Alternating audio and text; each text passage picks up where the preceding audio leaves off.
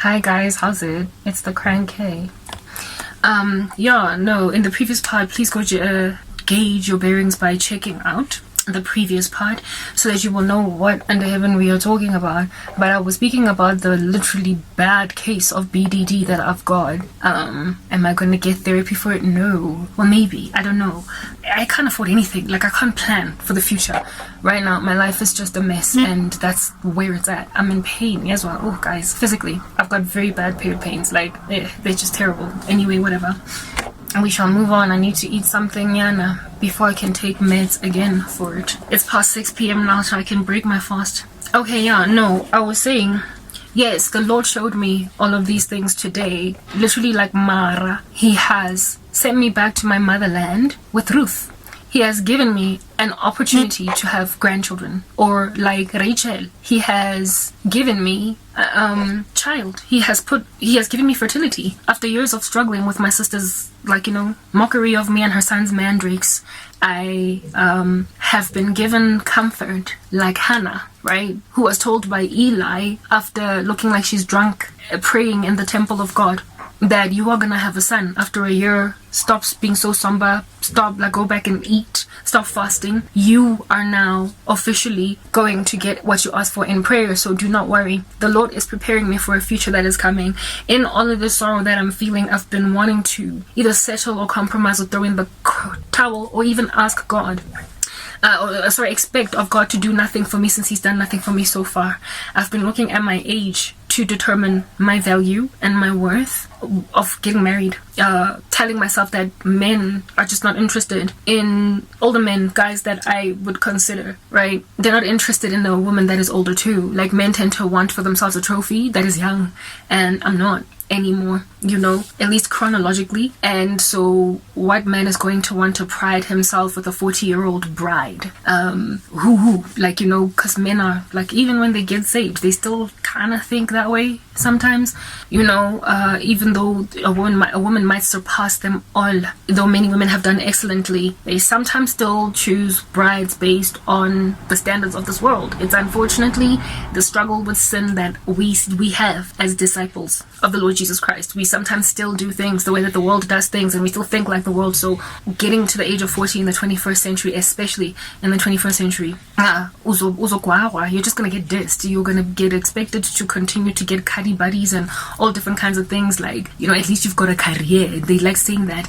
And there is such a toxic climate online right now of all these misogynistic men teasing especially black women for getting to older ages without getting married, who had garnered for themselves strong careers, that now want to get married or have always wanted to get married, but when they get to the age of like 35 and up, before getting married, there is like a clump of very scathing, horrendous, misogynistic men whose primary prerogative online, on social media, on their platforms, to tear these women down because they flailed their independent woman flag so much in front of their eyes that now that they have no joy, no marriage, no children.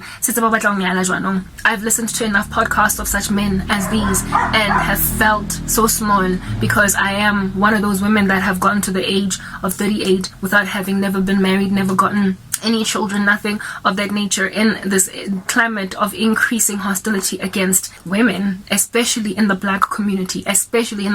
We are so mocked. And you know what, to a certain extent I understand the bitterness even of these men, because the feministic movement has made women think we don't need men.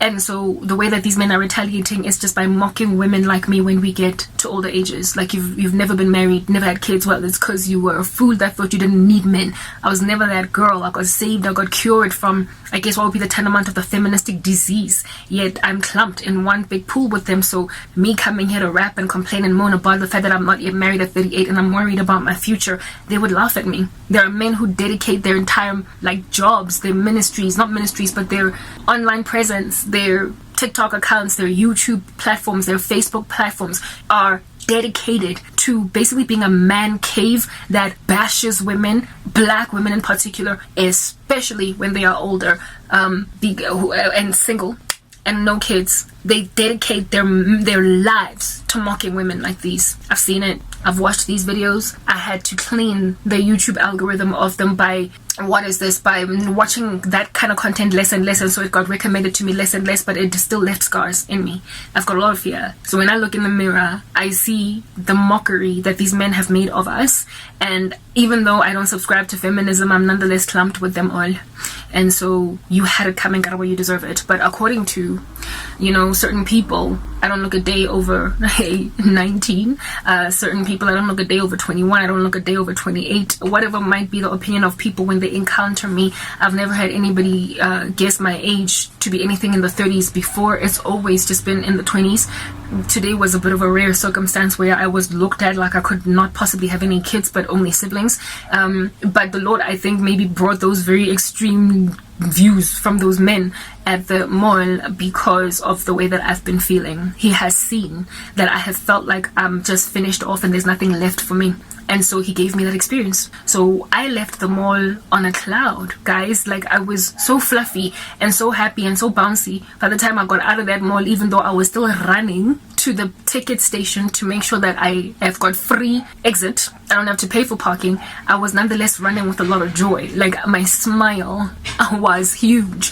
That people were wondering what in the world was going on with this chick, because I was walking around in the mall smiling. Well, pacing around in the mall, smiling, because I had just been told I look 19. It made me feel better because, hey, okay, so I am 38. I know that for a fact. But guess what? Apparently, I still can make for that beautiful bride that I wanted to be. I still might actually have that beautiful body on my wedding night that my husband is not going to be, like, horrified by the observation of as soon as I, unrobe or whatever. Hey, maybe, just maybe, I might still have hands that are worth the while to put a ring on without a dude thinking I'm marrying my grandmother. Maybe, just maybe, I might still look good enough to have my husband's ecosystem or entourage be like, your wife is beautiful, you married beautifully, and for me to continue to get those compliments for at least the first 5 years of our marriage before everybody starts to not care that I'm in the room.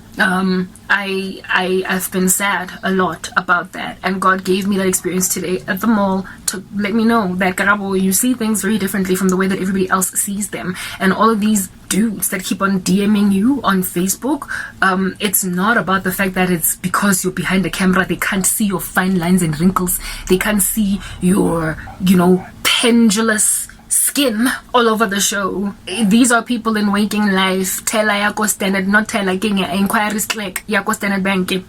Those two colleagues those two colleagues by that promotions company, they were in your face in life with no anything that can get interrupted, and they still thought you were worthy of being slid into the DMs of these kids that keep on DMing you.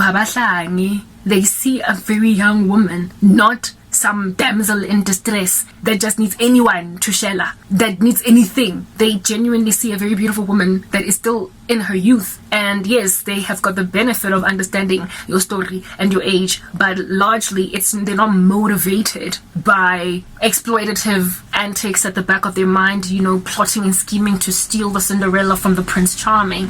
They are just being dudes. And in being dudes, you should see it as a compliment. I have not, used it as something that is an affront to your future prospects of marriage. I just want to help you understand that you've got something that you need to overcome. By the blood of the Lamb and by the word of your testimony, you need to overcome a curse. You need to overcome a dysmorphia that is in your eyes. You need to start looking at yourself as a woman that is still very viable, a woman that is still very marriable, and a woman that is indeed en route that very destiny. You are going to be a beautiful bride, and you are going to be a beautiful wife for very many years in your marriage, and you are still going to be considered an enviable pursuit when I do finally put you back out there. Do not look at your chronological years. You keep forgetting that Sarah was stolen from her husband twice by kings, Abimelech and Pharaoh. And she was in her 60s when that happened. I do that with my kids. I preserve them. They decided they're going to take away all of your 30s. The reason why they're still going so crazy, hurting you with witchcraft and reinventing the wheel over and over again, is because you still look so young. You have not aged a single day from the time that they threw you out into the darkness. Despite having endured you through a lot of stress, you still look so good that I keep sending people to tell you this and you don't believe it. I keep sending people to comfort you in this regard and you're not believing it, well, you need to start believing it, because guess what? I'm bringing your husband, which brings me to the next part and the second dream that I got after the one that I told you with the mist. Next part.